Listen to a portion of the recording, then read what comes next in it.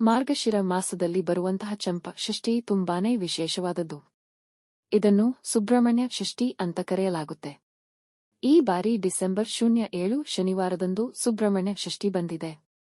ಸರ್ಪ ದೋಷ ಇರುವವರು, ಸಂತಾನ ಭಾಗ್ಯಕ್ಕಾಗಿ, ಮಕ್ಕಳಿಗೆ ಆರೋಗ್ಯದ ಸಮಸ್ಯೆ ಇದ್ದರೆ, ಜೊತೆಗೆ ಮಕ್ಕಳಿಗೆ ಕಿವಿ ಸೋರುತ್ತಾ ಇದ್ದರೆ, ಸುಬ್ರಹ್ಮಣ್ಯ ಷಷ್ಠಿ ದಿನ ಸುಬ್ರಹ್ಮಣ್ಯ ಸ್ವಾಮಿ ಪೂಜೆ ಮಾಡಿದರೆ ಎಲ್ಲಾ ಕಷ್ಟಗಳು, ಸಮಸ್ಯೆಗಳು ದೂರವಾಗುತ್ತದೆ.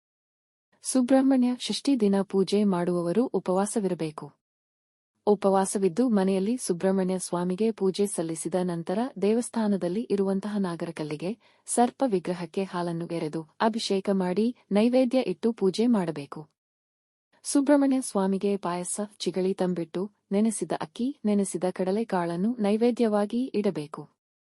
ಬೆಳಿಗ್ಗೆ ಬ್ರಾಹ್ಮ ಮುಹೂರ್ತದಲ್ಲಿ ನಾಗರಕಲ್ಲಿಗೆ ಪೂಜೆ ಮಾಡುವುದು ಅತ್ಯಂತ ಶ್ರೇಷ್ಠ. ಸುಬ್ರಹ್ಮಣ್ಯ ಷಷ್ಠಿ ದಿನ ಸುಬ್ರಹ್ಮಣ್ಯ ಸ್ವಾಮಿಯು ಸರ್ಪದ ಅವತಾರವನ್ನು ತಾಳಿದನು ಅನ್ನುವ ನಂಬಿಕೆಯಿದೆ. ಆ ಕಾರಣಕ್ಕಾಗಿ ನಾಗರಕಲ್ಲಿಗೆ ಪೂಜೆಯನ್ನು ಸಲ್ಲಿಸುವುದು. ಸರ್ಪದೋಷಕ್ಕೆ ಗುರಿ ಮಾಡುವಂತಹ ಯಾವುದೇ ಒಂದು ಕೆಲಸಗಳನ್ನು ಸುಬ್ರಹ್ಮಣ್ಯ ಷಷ್ಠಿ ದಿನ ಮಾಡಲೇಬಾರದು. ಆ ದಿನ ಭೂಮಿಯನ್ನು ಉಳುಮೆ ಮಾಡಬಾರದು, ಭೂಮಿಯನ್ನು ಅಗೆಯಬಾರದು. ಏಕೆಂದರೆ ಭೂಮಿಯಲ್ಲಿ ಇರುವ ಹಾವುಗಳಿಗೆ ತೊಂದರೆ ಆಗಬಹುದು. ಆಗ ಸರ್ಪದೋಷ ಬರಬಹುದು. ಮರಗಳನ್ನು ಕತ್ತರಿಸಬಾರದು, ಹುಲ್ಲನ್ನು ಕೀಳಬಾರದು, ಎಲೆಗಳನ್ನು ಕೀಳಬಾರದು. ಏಕೆಂದರೆ ಮರಗಳಲ್ಲಿ ಹುಲ್ಲುಗಳ ನಡುವೆ ಹಾವುಗಳು ಇರುವ ಸಾಧ್ಯತೆಯಿರುತ್ತದೆ.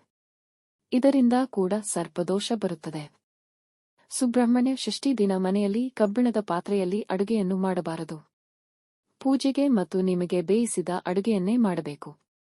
ನೀವು ಕೂಡ ಆ ದಿನ ಕರಿದಿರುವ, ಹುರಿದಿರುವ ಆಹಾರವನ್ನು ತಿನ್ನಬಾರದು. ಯಾವುದೇ ಅಡಿಗೆಗೂ ಸಹ ಆ ದಿನ ಒಗ್ಗರಣೆಯನ್ನು ಹಾಕಬಾರದು. ನಾಗರಕಲ್ಲಿಗೆ ಅಭಿಷೇಕ ಮಾಡಲು ಹಸಿ ಹಾಲನ್ನೇ, ಶುದ್ಧವಾದ ಹಾಲನ್ನೇ ಉಪಯೋಗಿಸಬೇಕು. ಎಂಜಲು ಮಾಡಿರುವ, ಬಿಸಿ ಮಾಡಿರುವ ಹಾಲನ್ನು ಬಳಸಬಾರದು. ಕಂಕಣ ಭಾಗ್ಯ ಕೂಡಿ ಬರುತ್ತಿಲ್ಲ, ಮಕ್ಕಳಾಗುತ್ತಿಲ್ಲ, ಉದ್ಯೋಗದಲ್ಲಿ ವ್ಯಾಪಾರದಲ್ಲಿ ಅಭಿವೃದ್ಧಿಯಾಗುತ್ತಿಲ್ಲ, ತುಂಬಾನೇ ಕಷ್ಟಗಳು ಬರುತ್ತೆ ಇವೆ ಅಂದರೆ ಸರ್ಪದೋಷ ಕೂಡ ಒಂದು ಕಾರಣ.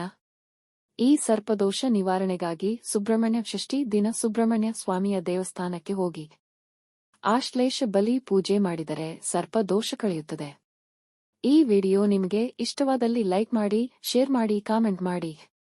ಧನ್ಯವಾದಗಳು.